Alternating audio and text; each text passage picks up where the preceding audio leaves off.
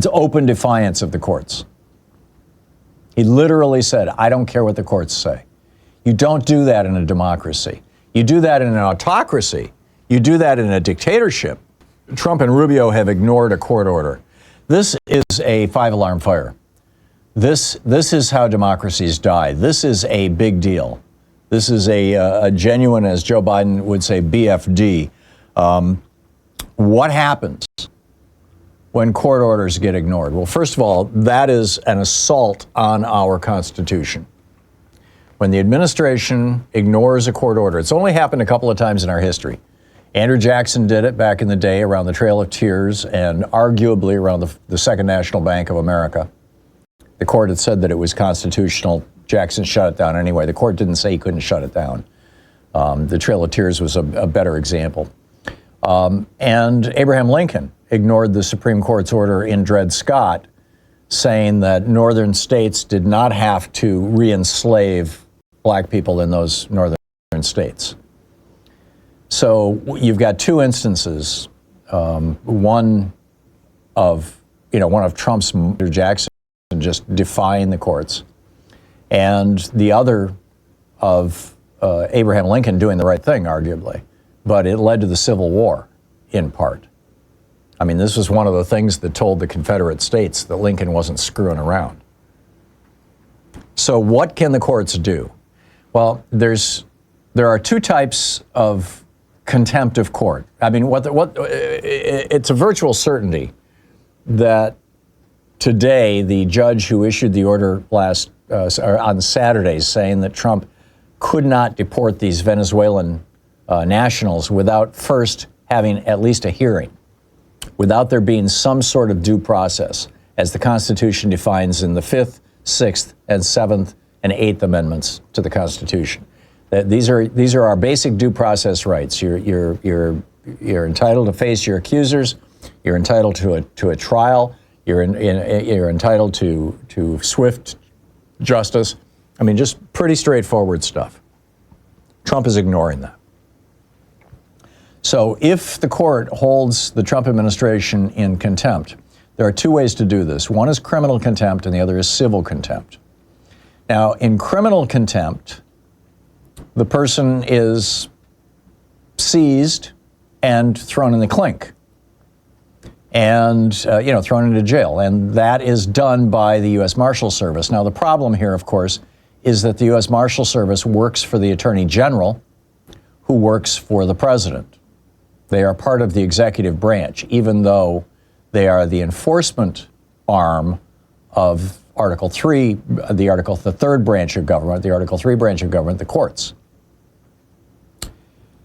So if he were to declare the Trump administration in criminal contempt of the law and order the Marshal Service to, say, go out and get Thom Hartmann. Thom Hartmann is the border czar. He's the guy who went on Fox News yesterday and said, I don't care what the court orders say.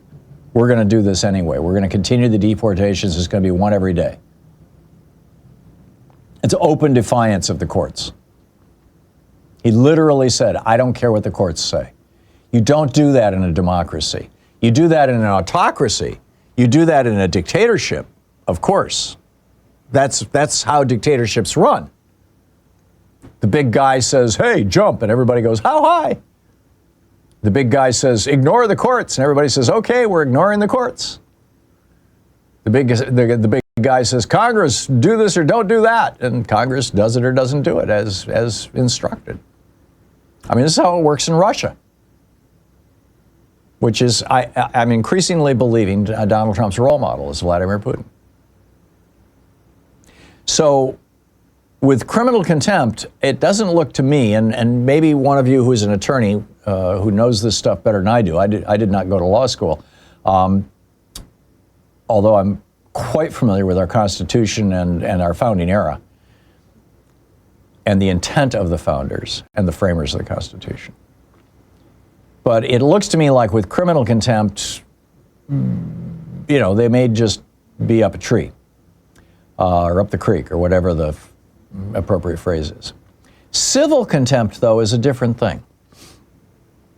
With civil contempt order, you can still put people in jail.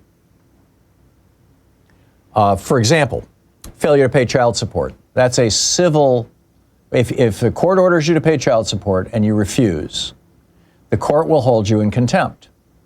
Now that is a civil contempt proceeding because it involves money.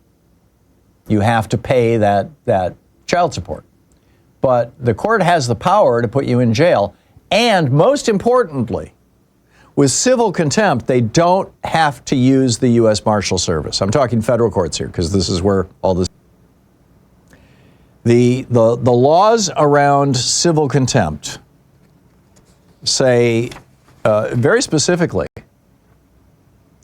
that this is Federal Rules of Civil Procedure, Rule 4.1.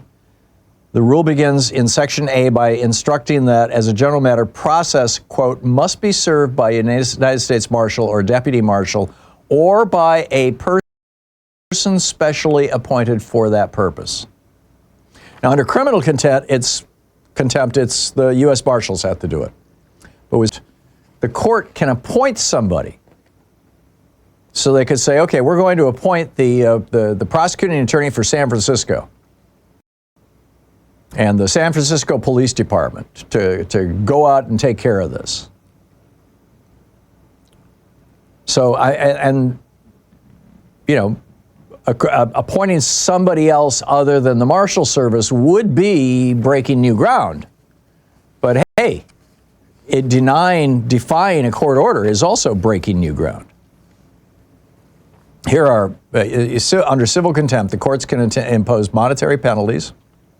Individuals found in civil contempt can be imprisoned, although that imprisonment is intended to be coercive. In other words, as long as you are not, when you stop breaking the law, when you start paying the child support payments, or when you stop deporting people without due process, then you get out of jail, right? It's coercive. It's not like you're getting a jail sentence. You're there until you stop breaking the law, or you stop defying the court, actually, is the technical reality of it. But in some cases, imprisonment for civil contempt can be indefinite. I mean, if you just never stop breaking the law, you never get out of jail. And I think, holding Thom Hartmann civilly in contempt of court is something that is not inconceivable. It's unlikely that this judge is going to go to the mattresses, as it were. And we'll find out today, in all probability. He's got to be holding a court order about this. But this is, civil contempt is what, for example, if you get a divorce and there's some provision in the divorce settlement that says that, you can't visit your spouse's house, or you can only have the kids on Tuesdays, or, those kinds of things, and you defy those, you are held in civil contempt of court and you can be put in jail.